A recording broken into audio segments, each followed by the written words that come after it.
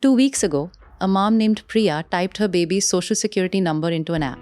Seconds later, a brand new investment account appeared with $1,000 already inside. She didn't earn it.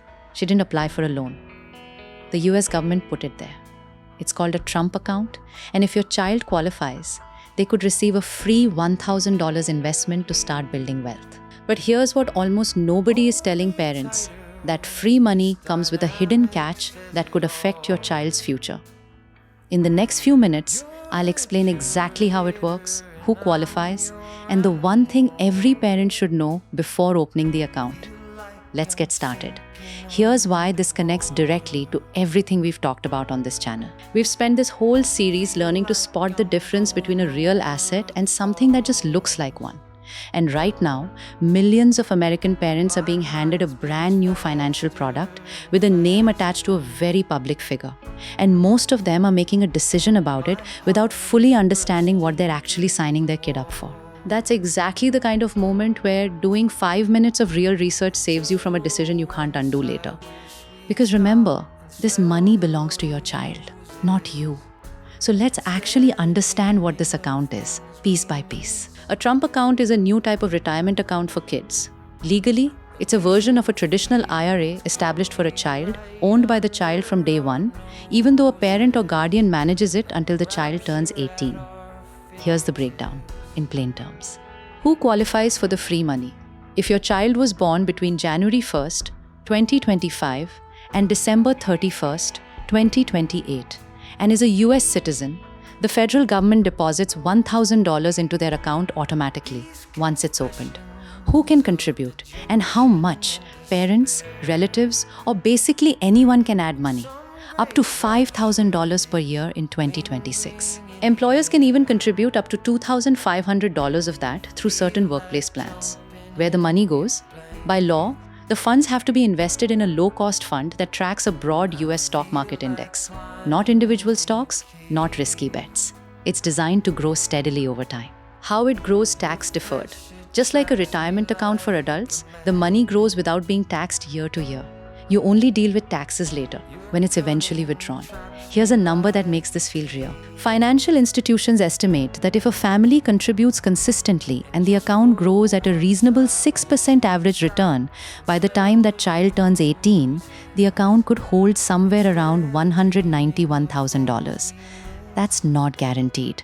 Markets go up and down, but it shows you the scale of what steady, long-term investing can do, even starting from a single $1,000 seed. On paper, that sounds like an incredible head start. And in a lot of ways, it genuinely is. But here's where the story gets more complicated. And where Priya, the mom from the beginning of this video, ran into something she wasn't expecting. Priya did everything right. She filed the paperwork. She opened the account the week it launched. She was excited, genuinely excited, that her daughter was starting life with a $1,000 head start that Priya herself never had. But then she talked to a financial advisor friend who asked her one question she hadn't thought about at all. Are you planning on your daughter needing financial aid for college one day? Priya hadn't connected those dots. Here's the issue. When your child applies for college financial aid down the road, the government looks at all the assets in the child's name, not just yours, to decide how much aid they qualify for. And a Trump account, because it's owned directly by the child, is very likely to be counted as the student's asset on financial aid applications.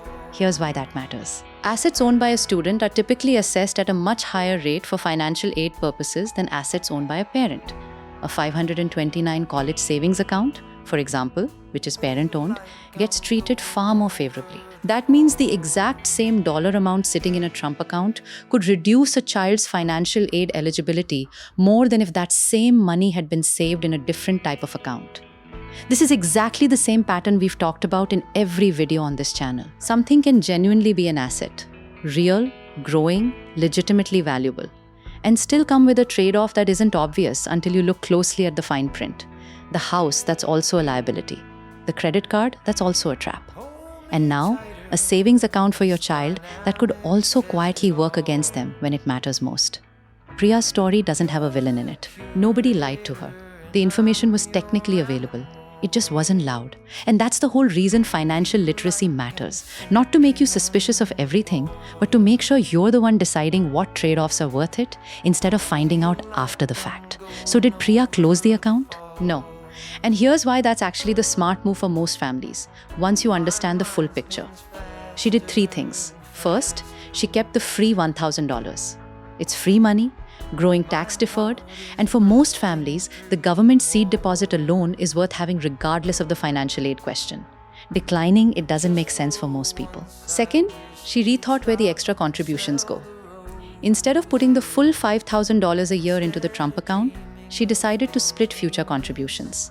Some into the Trump account and more into a 529 plan, which remains parent-owned and is treated more favorably for financial aid. Third, she made a note to revisit the decision as her daughter gets closer to college age. Rules around financial aid and these accounts are still evolving since the program only just launched. So she's not treating this as a set it and forget it decision, she's treating it as something to periodically check in on. None of this required a financial advisor's salary to figure out. It required knowing the right question to ask, which is exactly what most people watching this video didn't know to ask until right now. Here's how to actually think through this for your own family. Step 1. Check eligibility. If your child was born between 2025 and 2028 and has a social security number, they likely qualify for the $1,000 seed deposit. Some families in specific zip codes may also see a $250 charitable contribution from an affiliated foundation. Step 2. Open the account if your child qualifies. You can do this through the official Trump Accounts app or web portal, or in some cases through participating financial institutions. The free deposit alone generally makes this worth doing. Step 3. Decide where additional savings go. This is the real decision point. If you're not concerned about future financial aid, for example, if you expect to comfortably afford college without need-based aid, putting more into the Trump account is straightforward. If financial aid is likely to matter for your family, consider balancing contributions between this account and a 529 plan, the way Priya did.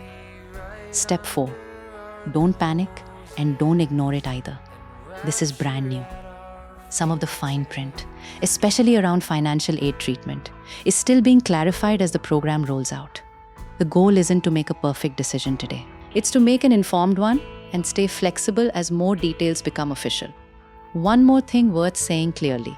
This program came out of a piece of federal legislation, and like most policy, it has supporters who see it as a historic step toward closing the wealth gap for kids who'd otherwise start with nothing, and critics who argue the financial aid trade-off wasn't communicated clearly enough to parents. Both of those things can be true at once.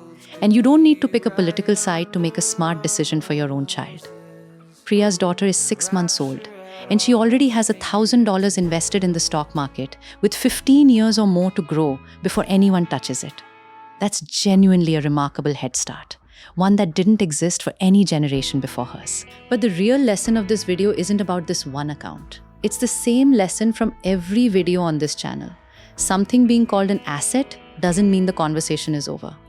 Real financial literacy means asking what else comes attached to it, because usually something does. If you have a child, or you're planning to go check if they qualify, the link and the official portal name are in the description.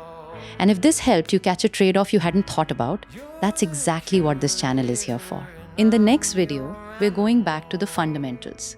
The difference between good debt and bad debt, and why some liabilities are actually working for you, not against you. Drop a comment. Did you already know about Trump accounts before this video? Or is this the first you're hearing of it?